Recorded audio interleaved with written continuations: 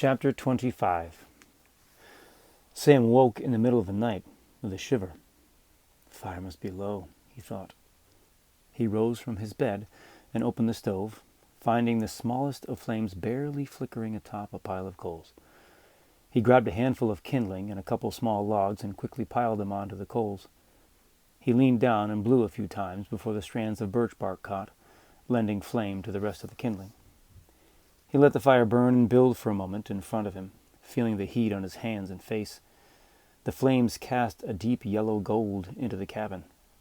In the shadows near his bed, an old man stood with a wolf at his side. Sam blinked, and they disappeared.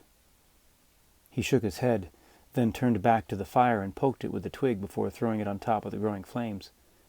Just as he closed the door, the wolf appeared on top of the stove, ready to pounce. Jaws wide, it jumped at Sam. He threw his arm up and the wolf's teeth closed on it. Sam felt a burning all up and down his arm as the wolf evaporated into his scar. Behind the stove, the old man stood tall, a smile appearing from behind his long beard. Sam sat up in his bed. The dim light from the windows told him morning was on its way. His eyes searched for the bearded man, but instead found the room empty. He pulled the covers back and got out of bed to check the fire. Reaching for the door of the stove, he realized he was holding a pencil, just like yesterday morning. He placed it down on the bedside table, finding new pages of scratches and swirls. He squinted in the soft morning light to see if he could find any pattern in it. He was surprised to find that amidst the unreadable scribbles, there were straight lines. They crisscrossed the entire page, making angles here and there, some even crossing multiple times to make triangles and other geometric shapes. Again, aside from the lines on the page, the only thing that he could make out was the big A of the signature. Sam stared at the page for a long time, trying to make some kind of sense of it. Eventually, his eyes blurred, making the lines and shapes move on the page. Stu's voice called from outside. "Morning, Sam. Brought you another bun from Mabel's." "Thanks," Sam yelled back as he shook his head to get his eyes to focus again. He dropped the pages on his bedside table and opened the stove to stir the ashes inside, hoping to find an orange coal that could easily catch. The timber clomped out of place, and the door opened to reveal Letha. Stu was close behind with a warm smile and a warm cinnamon bun. In fact, the cinnamon on Stu's face showed he'd already finished his while he was on the way. "Thank you," offered Sam as he took the baked goodness, smelled it, and took a big bite. He was starting to really like the mornings. "Can I show him?" Stu asked. "Of course," replied Letha, nodding to Stu. "We have something that Arthur left for you." Sam silently hoped it was the axe he had asked Letha about, but instead he watched as Stu handed over a small, flat, wooden box. Sam pulled off the lid easily and discovered a selection of wooden pieces of all different sizes and shapes inside. There were mostly triangles and trapezoids, with one flat diamond among them, 14 pieces in all. "It's a loculus," said Stu. "Neat, huh?" Sam quickly realized the shapes looked a lot like the angles and crossed lines on this morning's pages. He grabbed the papers and offered them to Letha. "They look kind of like these," he said. Letha was surprised to see the plethora of lines and shapes upon the page. She had expected the same illegible strokes as the previous day. "Well, Letha commented with a smile. "Looks like someone knew I was coming." A clatter made Letha and Sam turn to see that Stu had dumped the pieces out onto the bed. Stu turned to feel the pieces in his hand. "These look older than the ones they have up at camp." "Wait!" Stu's eyes grew. "Is this Arthur's?" "Yes," Letha replied. "Whoa!" Stu said. Letha turned back to Sam. "It's a Greek puzzle. It's simple enough. Make a square using all the pieces. If you need, you can use the top of the box as a frame." Letha flipped the cover of the box and placed a piece in the middle. "Off you go." Sam sat on the bed and placed a second piece next to the first, then a third, filling the top of the box until he had no more room, yet still held a piece in each hand that wouldn't fit. "A good first try," said Letha. "Yeah, you just missed 2. I usually have 3 or 4 that won't fit," said Stu. "How do you do it?" asked Sam. "I usually just keep trying till I get lucky," replied Stu. Yes, there is luck," Letha chuckled. "There are many ways to solve it. Hundreds, in fact. I could tell you a few, but it's much more fun to find your own way."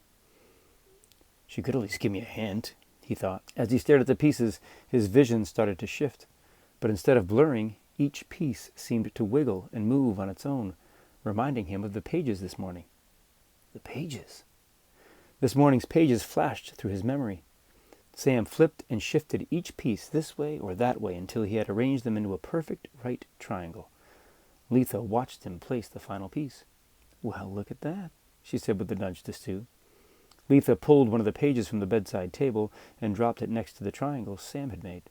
The lines and shapes sketched on the page matched the very same lines making up the triangle Sam had completed. Arthur never liked making the square either. He liked the triangles better. This is a good sign, Letha thought. On its own, and perhaps with a little of Arthur's influence, Sam didn't use the edges of the box or the lid to make his shapes. Arthur made triangles too? Yes, he did, Letha said wistfully. What else did Arthur make? Sam asked as he shifted the pieces.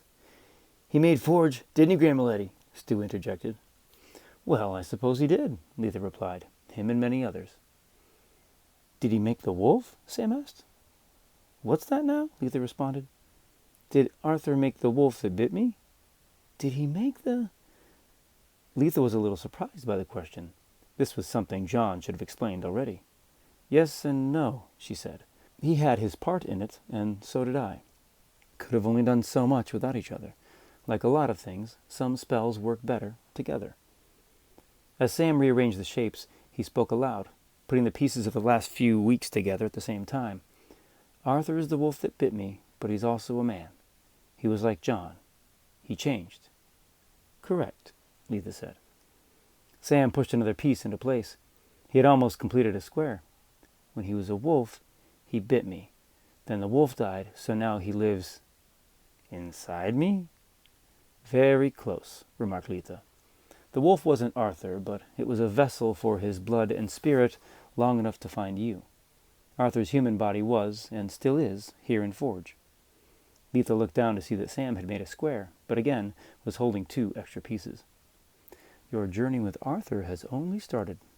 Sam pulled apart the square and started again. Everyone says I have a proving night coming. 10 days, Stu added, when you meet your witch.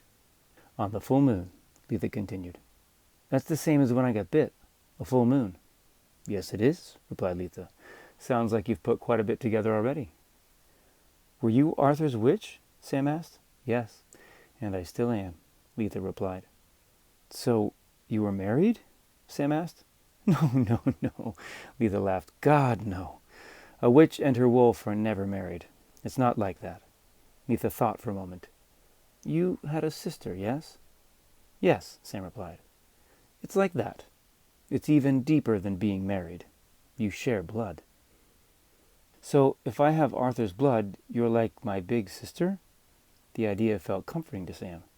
Sister? Stu laughed. Listen to you, Letha said with a laugh of her own. Maybe more like a grandmother, wouldn't you say? An older sister? Sam laughed. Very older, added Stu. Letha gave an incredulous look at him before continuing. There are many ways to think about it, she said. Some think of it as a bow and arrow. The power is in both being together and in the separation. Sam thought for a minute. He smiled at me this morning. Arthur did, he said. What was that? Letha raised an eyebrow. In my dream this morning before the sun. Sam gestured toward the stove. I was checking the stove and he was standing there. Then he smiled before he disappeared. The wolf was here too. He jumped into my scar. It sounds like he's trying to get to know you, Letha replied. Can he do it in the daytime? Sam asked. Letha laughed. Messages come in many ways. Could be something around you that you notice, like a stone in the right place or a swirl in the water that looks like something. Messages come in many ways. Could be something around you that you notice, like a stone in the right place or a swirl in the water that looks like something. It could be dreams, feelings, thoughts. You may even have a sort of inner talk with him. Usually, you have to be patient and open. Do you think he was trying to tell you something this morning? About the puzzle, I guess? Letha thought for a moment. Maybe there's more to the puzzle than we think. Sam watched as Letha silently looked at both the pages and the puzzle. She wasn't thinking. She was opening to receive an answer. "Ah, there it is," she smiled. "One of the unique things about this puzzle is there is more than one way to solve it, more than one way the pieces fit together and still make a shape." "Sure," said Sam. He was already almost finished making another shape. "You're doing the same," continued Letha. "You will integrate both Arthur and the wolf in your own way. You must make the pieces fit, but it isn't up to me how they go together. It's up to you. But if they don't all go together in time..." Letha drifted off. Even as he was listening, Sam's hands and mind had kept moving. He placed the last piece down to complete a perfect square and looked up to Letha with a dose of confidence. "I'll put them together," Sam assured her. "It's in my blood,"